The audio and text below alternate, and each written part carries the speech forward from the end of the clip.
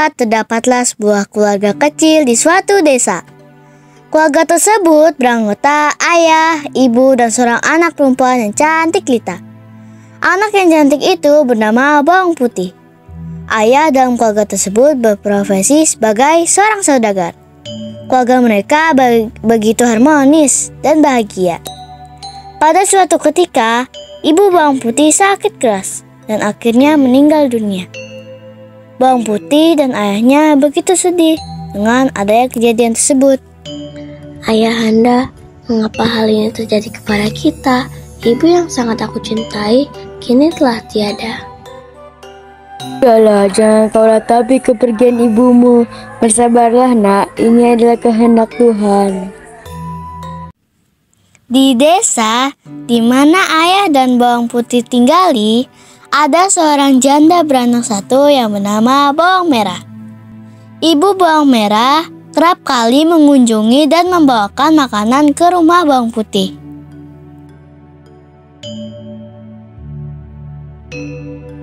Bawang Putih, apa kau suka dengan makanan yang aku bawakan ini?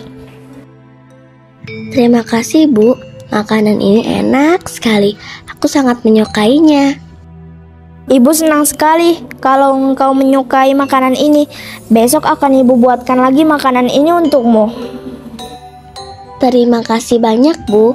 Ibu baik sekali. Karena begitu seringnya ibu Bawang Merah berkunjung ke keluarga Bawang Putih, dan ayah Bawang Putih pun merasa cocok dengan ibu Bawang Merah, ayah Bawang Putih bermaksud untuk menikahi ibu Bawang Merah.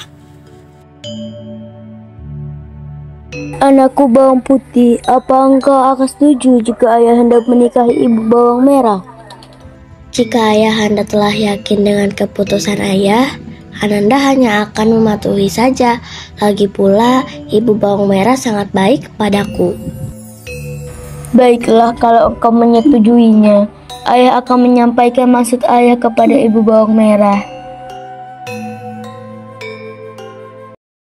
Begitu mendapatkan persetujuan dari anaknya, ayah Bawang Putih mendatangi ibu Bawang Merah untuk melamarnya. Bagaimana lagi mencuri perhatianmu? Suka sama aku sudah dandan rapi, semprot parfum sana sini. Kurang apa lagi? Dari depan dari samping, dari mana mata aku tetap tampak. Akhirnya mereka menikah dan ibu Bawang Merah beserta anaknya tinggal satu atap dengan ayah Bawang Putih dan juga putrinya.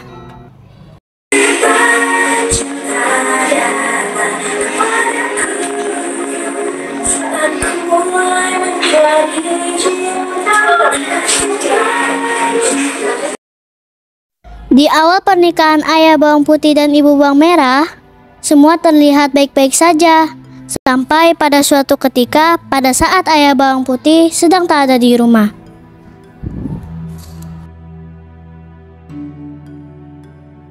Wah, rumah ini besar sekali. Banyak barang-barang mewah ada di dalamnya. Kita kaya, Ibu. Kita kaya. Kita tak akan hidup susah lagi. Hei Bawang Putih, kau jangan hanya malas-malasan saja. Sana bersih-bersih dan beres-beres rumah. Baiklah, Bu, akan saya laksanakan. Putih, kau juga harus mencucikan bajuku dan membereskan barang-barangku. Baiklah, Kak, akan aku kerjakan.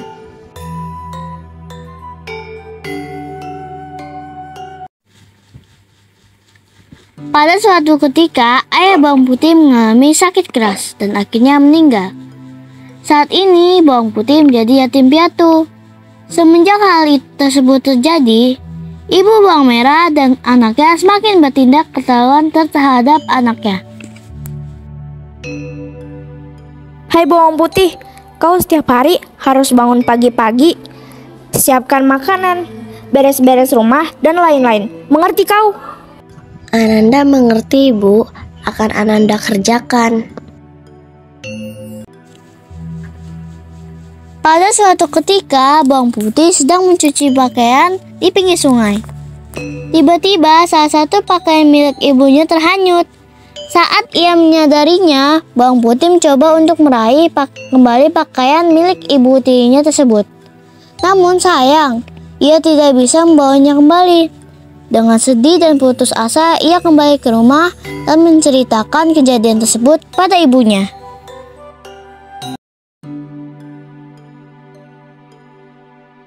Ibu, maafkanlah aku. Aku tidak sengaja menghanyutkan pakaian ibu. Apa katamu? Dasar anak tak tahu diri. Cepat cari baju itu. Jangan pulang sebelum kau menemukannya.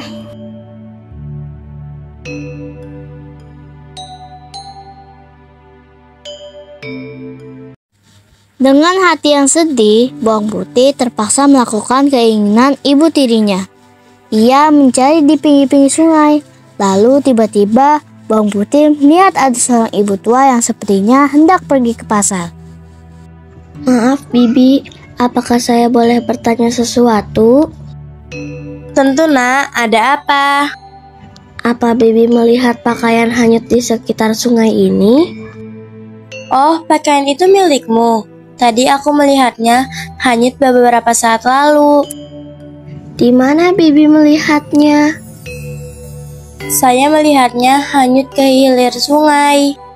Terima kasih, aku akan mencarinya lagi, Bi. Sama-sama nak, semoga lekas ditemukan. Saat pencarian pakaian tersebut, tak terasa hari sudah mulai gelap.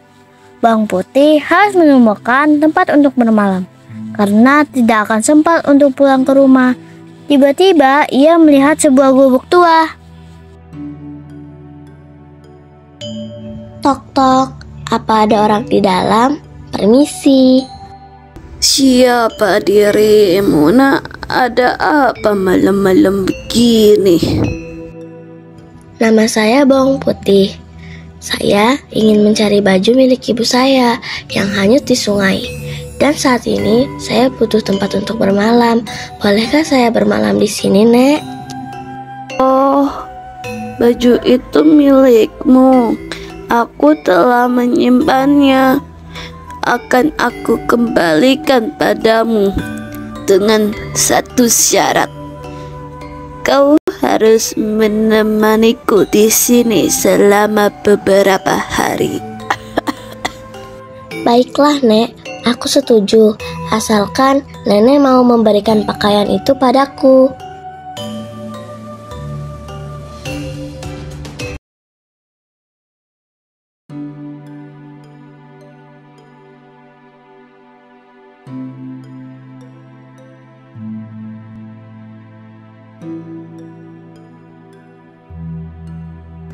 Kau telah menepati janjimu, dan aku akan menepati janjiku. Ini, kukembalikan pakaian milik ibu tirimu. Oh ya, aku punya hadiah untukmu. Bawalah labu kuning ini untukmu. Terima kasih, Nek. Bawang putih pun pulang ke rumah.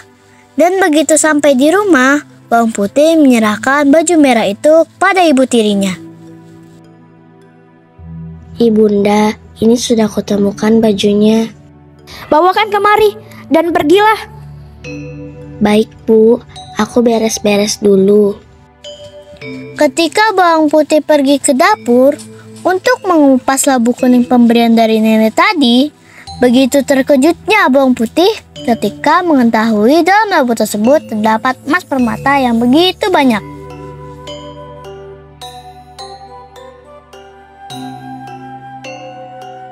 Emas? Ini emas. Ibu, aku menemukan emas setelah membelah buah labu ini.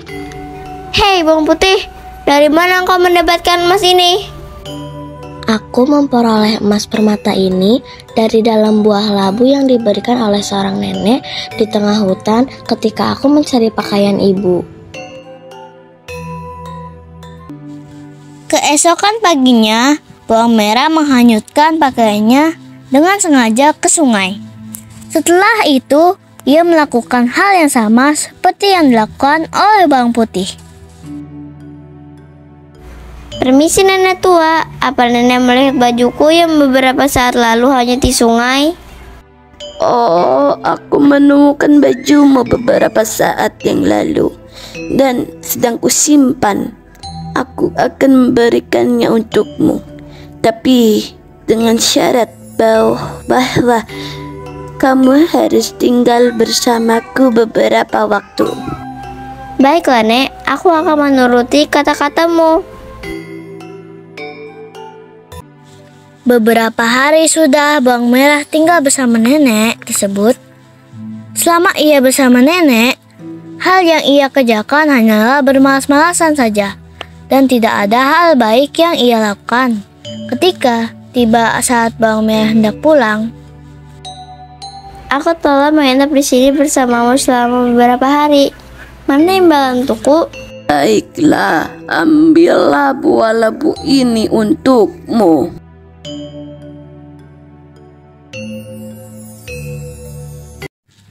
begitu sampai di rumah, bawang merah segera memanggil ibunya dan dengan senang hati menunjukkan buah labu tersebut.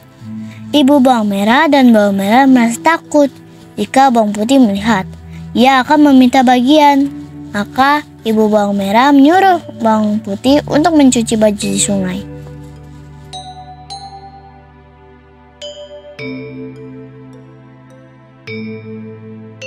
Bawang putih, cepat cuci bajuku dan anakku. Iya Bu.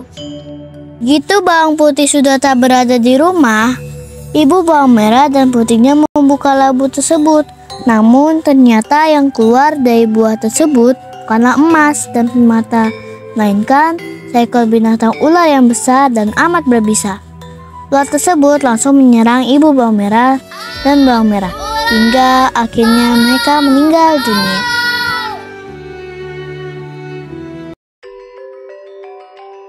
Hikmah yang bisa kita ambil dari cerita ini adalah suatu perbuatan baik atau buruk akan mendapatkan balasan yang setimpal. Hendaknya setiap melakukan sesuatu harus dengan keikhlasan tanpa mengharapkan balasan. Demikianlah penampilan dari kami kelompok 3 kelas 5C. Sampai jumpa lagi. Dadah!